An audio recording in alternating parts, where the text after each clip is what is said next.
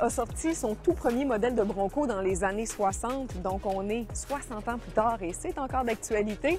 Cette semaine, je vous donne mon avis sur le Bronco Sport, édition spéciale Héritage.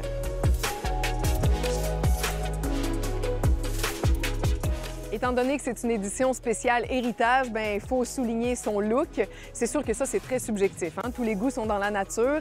Moi, personnellement, le bleu poudre, la petite ligne blanche, le gros lettrage, les mags blancs, ça me rejoignait un petit peu moins. L'ergonomie, c'est un des gros points forts de ce véhicule-là. Il est très large, hein? Donc en avant, on ne se sent pas coincé du tout, on a de la place. En arrière, c'est étonnamment une des voitures où j'ai eu le plus de facilité à installer mes bancs d'enfants.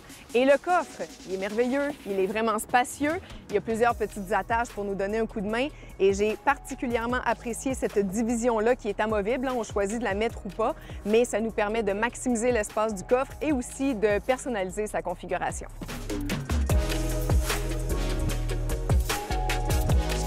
Dit Bronco Sport dit conduite sportive. On a d'ailleurs une petite roulette avec des options de conduite.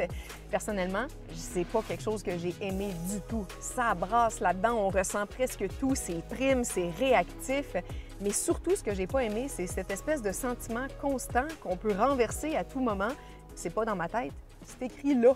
Avertissement de capotage. Et là, j'abaisse mon pare-soleil et ça me confirme que ce véhicule est à risque accru de capotage.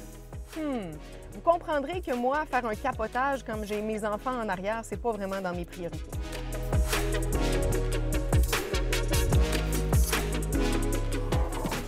Voici donc mon verdict sur ce véhicule que j'ai affectueusement surnommé le véhicule des contradictions. Parce que d'un côté, j'ai des alertes de sécurité pour mes enfants, mais de l'autre côté, je suis à risque accru de capotage. Essayons de comprendre. Bref, les amateurs de conduite sportive vont s'y retrouver. C'est un véhicule qui est le fun à conduire, là. Ça, je peux pas lui enlever ça. Moi, je la louerais pour un court terme, pour aller flasher dehors avec mes amis de filles. Mais au quotidien, pour véhiculer ma famille, ça serait vraiment pas dans mes choix. Le poulet en avant. Qu'est-ce que c'est ça? Qu'est-ce que c'est ça?